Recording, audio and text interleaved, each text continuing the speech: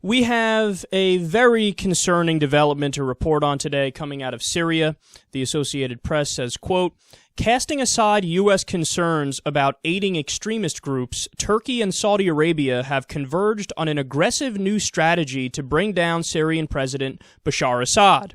The two countries, one a democracy, the other a conservative kingdom, they call it, which I think is hilarious. You're basically doing propaganda for America when you call it that.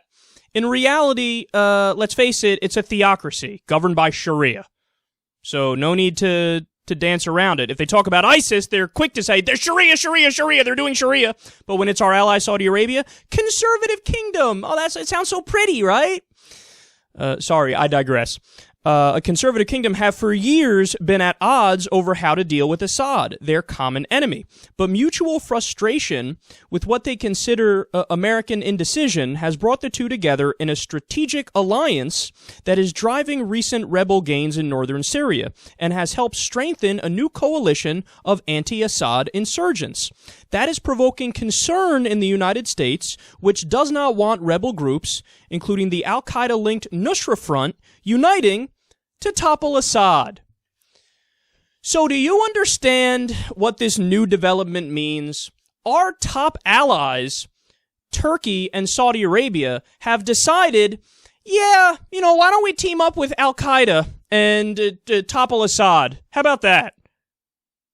Whoa. So our allies are going to team up with a jihadist organization which wants death to America in the clearest terms.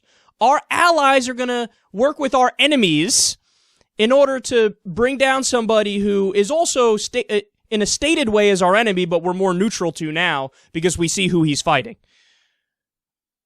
Why are these countries our allies again? Sorry, it's the question that needs to be asked. No, see, here's the problem. They're playing with fire. So look, Bashar Assad, is he a bad guy? Yes. Has he done horrible things? Yes. But who the fuck do you think is going to replace him? So if Saudi Arabia and Turkey team up with al-Nusra and ISIS to topple Assad, it's a guarantee that the regime that replaces Assad will be worse than Assad. Who's the most powerful and most dedicated fighting force in the region? Without question, ISIS and al-Nusra. In fact, we've covered detailed articles coming out of the Daily Beast where they talk about how the facts on the ground show that the FSA no longer exists. There was, I think, an article titled The Myth of the Moderate Syrian Rebels, or Myth of the Moderate Syrian Opposition, where the U.S. for the longest time was like, well, we need to arm the moderate Sunni opposition. Well, it turned out that all the people who were there who were moderate, a long time ago they fled to either Europe or to Turkey. So now everybody that remains fighting Assad in Syria, they're jihadists, they're extremists, which is why the U.S. essentially did an about-face on Assad. Remember, it was like a year and a half ago or 2 years ago, they were talking about, oh, we need to bomb Assad and get rid of him because he's a bad guy. Look at what he's doing. He's committing human rights violations.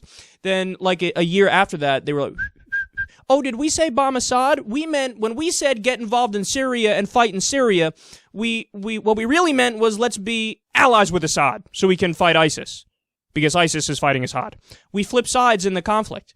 And we flip sides in the conflict because we realized, oh, wait, yeah, we don't like Assad because he's Shia and he's, lined up with Iran and Russia, but he's the lesser of two evils. Anybody who replaces him is going to be worse. There's going to be worse. So now our allies, Turkey and Saudi Arabia, are basically saying to us, hey, fuck you, we don't care. We're Sunnis.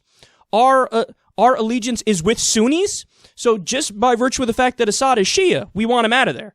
We want him out of there. We want to have more control in there somehow, even if it's by some sort of a surrogate, even if it's by a proxy state. We want to have, somebody in there who's a Sunni who maybe would be, more compliant with us. You're playing with fucking fire, man. You're playing with jihadist groups you're teaming up with, as you pretend to also be on the side of America. I said it once, I'll say it again. America is playing the village idiot in the Sunni-Shia divide, in the Sunni-Shia fight. Because think about it. If you talk about the fighting in Iraq, we're 100% on the side of the Shias, right? We're, we have spoken endlessly about backing up the Shia militias in order to fight ISIS, because we're on the side of fighting ISIS. But then if you, for example, go to Yemen, we flip sides completely. We're like Shias, well, no, we don't like those Shias because those Shias are Houthis. So in the same general fight, Sunni versus Shia, in Yemen, we're on the other side. We're on the Sunni side. In Iraq, we're on the Shia side. In Yemen, we're on the Sunni side. And in Syria, we're just confused as fuck. Because we're like, we like Assad better than the jihadists, but now our allies are backing up the jihadists, the Sunni extremists, so maybe we're on the side of the Sunni extremists. Look at this shit, man. And this is all because we want more power and more control in the region and more natural resources, and we want to keep the world order the way it is right now. So we don't know what the fuck we're doing anymore. Our foreign policy is a giant embarrassment. It's just a bunch of confused idiots in Washington who think they're smarter than everybody and they can game the system, but really they're the ones getting gamed. I mean, our own allies are now saying, yeah, maybe the Al-Qaeda affiliate Al-Nusra Front is better than Bashar Assad. Bottom line, you guys already know my position on this. You already know my take on this. Not only do I want to stay out of the fighting that's going on over there, and I want to have nothing to do with it, I also essentially want to cut off the deep economic ties that we have with a place like Saudi Arabia. Because, I mean, they're our oil sugar daddy. That's why we love them. For the longest time, it's an unholy alliance. We admittedly hate each other, right? Like, yeah, we know we hate each other, the ideology the other one has, on both sides. But we're like, okay, well, you give me oil, I give you money, so let's just keep this thing going. Or not. The United States is one of the top oil and gas producers in the world. You wouldn't know it if you read the news. But the thing is, we take all that and we ship it out. Why do we ship it out? Because it's for profit in America. It's not a nationalized oil industry.